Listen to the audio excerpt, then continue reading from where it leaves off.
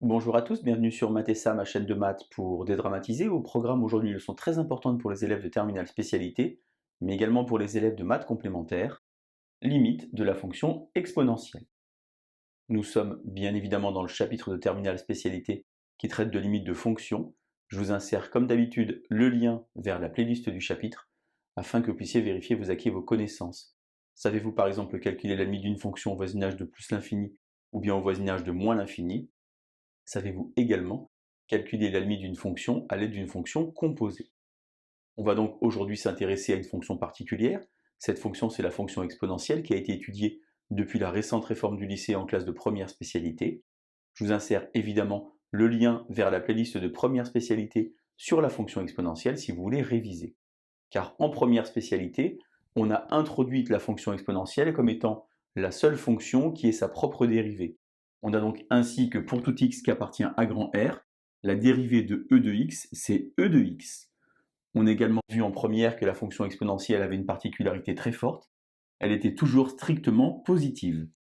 On va donc pouvoir compléter le tableau de variation qu'on a vu en classe de première spécialité, puisque exponentielle est sa propre dérivée. Je vous rappelle qu'on peut également écrire exp, comme ceci, pour exponentielle. Eh bien, on a donc ici que la dérivée est toujours positive, et on a alors une fonction qui est ici strictement croissante sur grand R. Mais en première spécialité, on est dans l'incapacité d'écrire ici la limite au voisinage de moins l'infini, et ici la limite au voisinage de plus l'infini. On a cependant une petite propriété qui nous dit que e de 0 a pour valeur 1. Alors on va donc déjà commencer par s'intéresser à la limite au voisinage de plus l'infini. Il y a maintenant que l'année scolaire avance deux façons de le faire. La première façon à l'aide d'une fonction auxiliaire extrêmement classique, et la deuxième méthode beaucoup plus intelligente à l'aide de la convexité. On va donc ici utiliser une fonction auxiliaire que j'ai appelée phi, qui est définie pour tout x qui appartient à R. L'expression de phi, c'est donc e de x moins x. Je dérive alors terme à terme, puisqu'ici il s'agit d'une somme. Dérivée de e de x est donc e de x, et ici moins 1. Je m'intéresse alors au signe de phi, mais puisque j'ai dit tout à l'heure que la valeur d'exponentielle en 0 c'était 1, eh bien je me rends compte que avant 0, e de x moins 1 va être un nombre qui va être négatif, et après 0, e de x moins 1 va être positif. J'ai donc ici la valeur qui annule, et ici il s'agit de 0.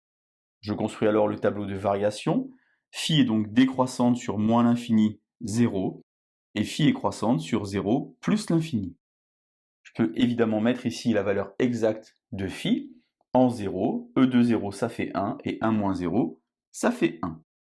Je ne sais toujours pas calculer les limites de l'exponentielle, je ne peux donc toujours pas remplacer ici et compléter avec les valeurs. Cependant, ce que je peux dire maintenant, c'est que puisque le minimum de phi sur grand R c'est 1, eh bien pour tout x qui appartient à grand R, phi de x est strictement positif. Ça veut donc dire ici que j'ai e de x moins x qui est supérieur à 0. En d'autres termes, e de x est plus grand que x. Je vais alors utiliser le théorème de comparaison qu'on a vu évidemment dans le chapitre précédent, lorsqu'on a fait les limites de suite, mais également donc les limites de fonction. Et donc je vais donc avoir que la limite de e de x lorsque x tend vers plus l'infini va donc être évidemment plus l'infini, puisque e de x est donc minoré par une quantité qui tend vers l'infini. Méthode classique à l'aide d'une fonction auxiliaire.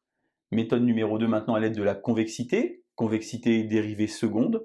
Je vais donc dériver une deuxième fois l'exponentielle, ça fait évidemment e de x.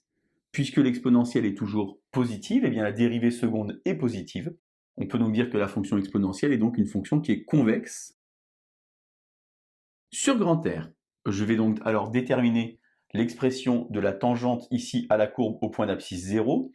E de 0, ça fait 1, et f de 0, ça fait 1. J'ai donc ici 1 facteur de x plus 1. En d'autres termes, la tangente en 0 a pour expression y égale x plus 1. Puisque la fonction exponentielle est une fonction convexe, ça me dit finalement que la représentation graphique de cette fonction est toujours située au-dessus de ses tangentes. Je peux donc écrire ici une inégalité de convexité qui me dit que pour tout x qui appartient à grand R, e de x est plus grand que x plus 1, éventuellement égal en 0. Inégalité de convexité, je vous insère le lien vers la vidéo de Mathessa qui traite de cela si vous voulez regarder d'autres inégalités de convexité. J'utilise de nouveau, comme tout à l'heure, le théorème de comparaison.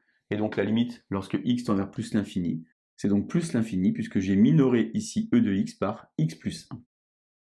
Voilà donc deuxième méthode à l'aide de la convexité. Évidemment, ça dépend de la position de l'année scolaire, l'endroit où vous en êtes dans vos apprentissages, pour pouvoir utiliser la convexité. Maintenant, au voisinage de moins l'infini, je vais donc procéder à un changement de variable en posant grand X égale moins X, car moi, ce qui m'intéresse, c'est trouver la limite de e de x lorsque x tend vers moins l'infini.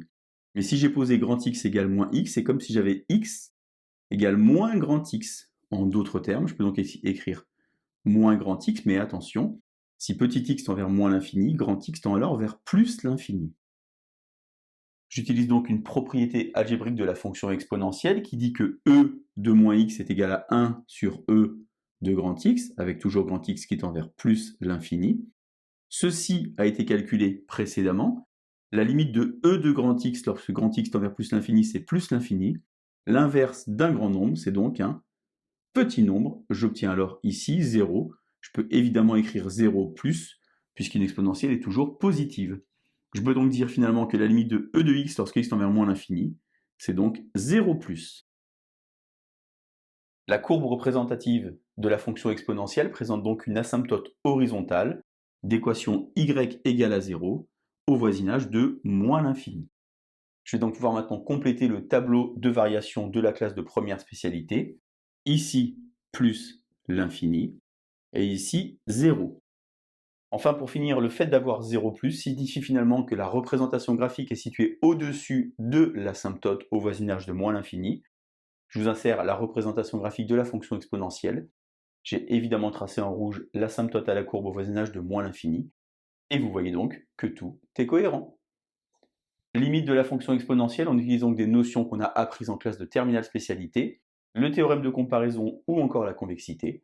Je vous laisse vous entraîner et je vous dis à bientôt sur Mathessa. Bonne journée.